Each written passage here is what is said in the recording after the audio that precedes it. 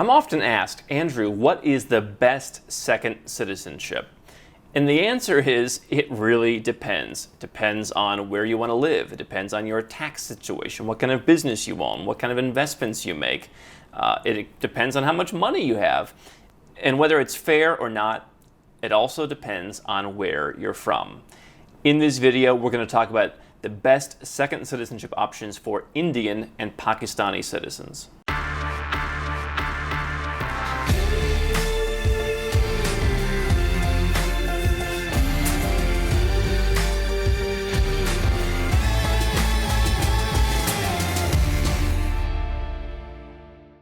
Hey guys, I'm Andrew Henderson, and if you want to learn more about how Nomad Capitalist helps folks get their second passport and go where they're treated best, learn more at nomadcapitalist.com. Now, we're going to talk about some things in this video that probably aren't fair, but the good news is we stopped shooting messengers a long time ago because I'm going to relay the message that I've seen as I've traveled all around the world for the last 13 years studying investment immigration, studying investing, studying banking, and all the stuff we talk about at Nomad Capitalist. And I've built a network of over 1,000 folks, including a lot of attorneys who do immigration work and who deal with immigration. And the reality is that immigration is not created equal. If you are from a Western country, from the United States, from Australia, Canada, what have you, you've got a lot of opportunities to go to a lot of different places. If you are from South Asia, there are going to be certain places that even though their laws may not say you're restricted, they may make your life difficult. I've talked in the past about how I think countries tend to see themselves at a certain line in the pecking order. If they, in their opinion, think that your country, your nationality is above theirs, then they make things relatively easy for you. Sometimes they even roll out the red carpet, depending on the country and depending on how much they perceive your country to be above theirs. If you are below the line, right, you're going to have a lot of problems. And so, I grew up in the United States. Some people in the United States, I think, very unfairly align people from Mexico. You go to Mexico, it's fantastic. You say, who would malign this place? I'd rather live in Mexico, quite frankly. But then you go to Mexico, Guatemala, El Salvador, right? There's this pecking order that countries put in. Is it right? No. Is it the reality? Yes. And so if you're going to go out and get a second passport, you have to understand how this works. So in a lot of the countries that I talk about, these emerging countries that are off the radar, especially Eastern Europe, places like that, parts of South America, they will have protests at times about we're having too many immigrants, we're having too many people coming and buying our land. Those are two of the big things. And what you have to understand is, if you live in, Uruguay, for example, the average person probably doesn't know the difference between an Arab, an Indian, whatever. And so they just use these buzzwords. It's often misinformed, but it's the truth. And politicians, because they're in the business of getting elected, have to a large extent, cater to that. Even in a country like Singapore, politicians have had to react to Singaporeans saying, why do we have all these foreigners coming in? And so what I look at is, what are the best places to get a citizenship or to pursue a citizenship if I'm from South Asia? Number one is, if you're a high net worth individual, a citizenship by investment program, a commoditized citizenship by investment program, generally in a Caribbean country. So St. Lucia, Dominica, Antigua, St. Kitts and Nevis, those programs. Why? Because they are commoditized. And I've talked about this a lot. They are in the business of making people citizens in exchange for investments, generally a donation. And there aren't really that many Indian applicants, so it's not really an issue. But even if, some of these programs, it's been 90% Chinese at times, and it doesn't matter. Because if you don't have a criminal record, if you don't have all kinds of civil lawsuits, you're just not a bad person, right? Then chances are you will be accepted for citizenship. They're not in the business of, deciding who should get in and who shouldn't, other than, are you a clean person? Can you pass a due diligence test? And so those programs, I think, are a good idea. Again, we haven't seen that many Indians participating in those programs. I think with the advent of programs like in Turkey and Montenegro, and I think you'll probably see a couple more to come, where you can actually make an investment that you can recoup in the future.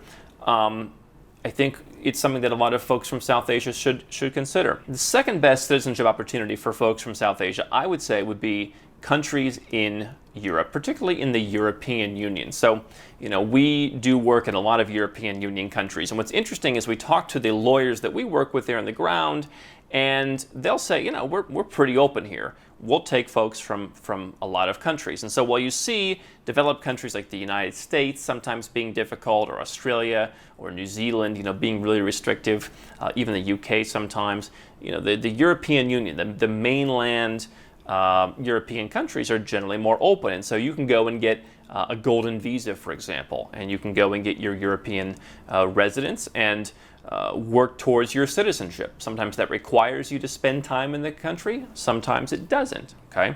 Now, Europe has a couple of citizenship by investment programs where you just get the passport very quickly.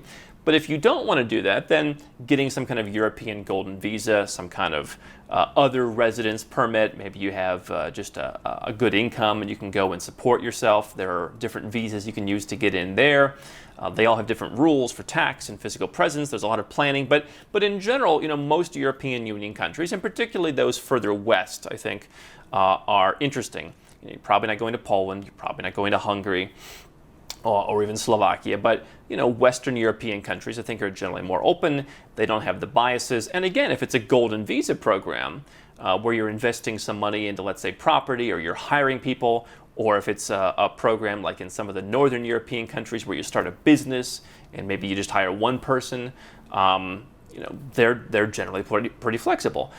So from the Baltics all the way down onto Spain and Portugal up to the Nordic countries, these are countries where, hey, we're all equal. We're going to let people in, and especially if you're bringing money to the country, they're going to value that. So those are probably the two places that I would focus on first. Now, here are the caveats. If you have a citizenship from a developed country already and you just happen to be South Asian ethnicity, there may be places where they could be difficult to you, but you're going to have a lot easier time. So if you are a U.S. citizen, for example, or if you're Canadian, whether you live there or whether just your parents live there, we have some folks right now that I'm working with who their children were not born in the United States, but they are U.S. citizens because their parents left South Asia, moved to the U.S., and now they've moved back and their kids have that nationality. Life for those folks is going to be easier. What I can tell you is, unfortunately around the world, there is still racism. And so I've seen in some of the countries that I go to, some of the countries that have treated me very well. You'll see people from South Asia, people from the Middle East, sometimes people from China as well, where they'll say, oh, you can apply for residence and we'll accept your residence application, but you only have a 30-day tourist visa and you have to have a tourist visa for the whole 50 days it takes to approve the application, and so you need to apply for an extension. Oh, yeah, we just granted you a 19-day extension. I guess you won't be here on the 50th day. You can't get your residence permit. And they do that because some guy at a desk just decides it's funny to do that, and you can say that's their right to do that. It's not really in the law, but what it goes to show is, the letter of the law is not always the issue. The law is subject to interpretation in many places. Some places they just don't care. There are countries that will tell you, we'll process your residence application in 90 days, guaranteed, and then they take 6 months. Because who's going to stop them? So that's why citizenship by investment countries makes sense, because they're trying to raise money for their country. That's why a lot of these European Union countries make sense, because they've said, no, we have strict laws and we follow them, and it doesn't matter who you are, and as long as you're, a clean person, like we don't care about skin tone or anything like that. But a lot of the emerging countries that we talk about do have an issue. Now, sometimes that backlash applies to everyone, where, we had a thing a couple years ago where thousands of people were emailing us, how do we go to Paraguay? The balloon was off the rose in Paraguay because so many people went there, because it was basically code for the fast, easy, cheap citizenship with no requirements. It's the Wild West. You just toss your $3 in the bank, actually like $5,000, and you never have to go there. And people kind of misunderstood how it worked, but for a while there was this loophole that eventually the government's like, we don't want to be just the fast, easy, cheap, throwaway option for people. We're gonna make some changes here, and that's not just as a result of South Asians.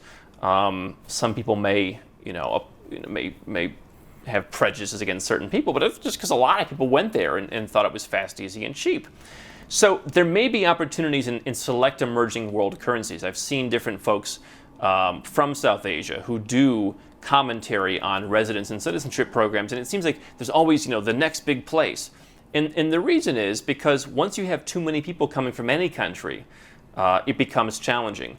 Most Americans don't really care about having a second residence or citizenship in some Eastern European country or some, South American country. So they're not overwhelmed. And again, the country's like, oh, the US is probably better than we are, and that's their mindset. And so they don't worry about it. So there are, rare opportunities for folks who are from South Asia to get on some kind of fast-track naturalization program or some kind of paper residence program. But it's going to be more difficult. You want to have proper guidance. You probably want to have a backup plan if you do that. So that's the deal. I would focus on citizenship by investment. I would focus on European countries where the law is the law. Doesn't matter who, they follow the law. If you still need help, you can reach out to us at nomadcapitalist.com. How can Nomad Capitalist help you? 4 ways. Number 1, subscribe to our channel and click the notification bell to make sure you get our new video every day. Number 2, get a copy of Nomad Capitalist, the book. You'll learn a lot of my personal experiences over a dozen years of studying this stuff, as well as exactly some of the strategies that you can use to build your Nomad Capitalist plan.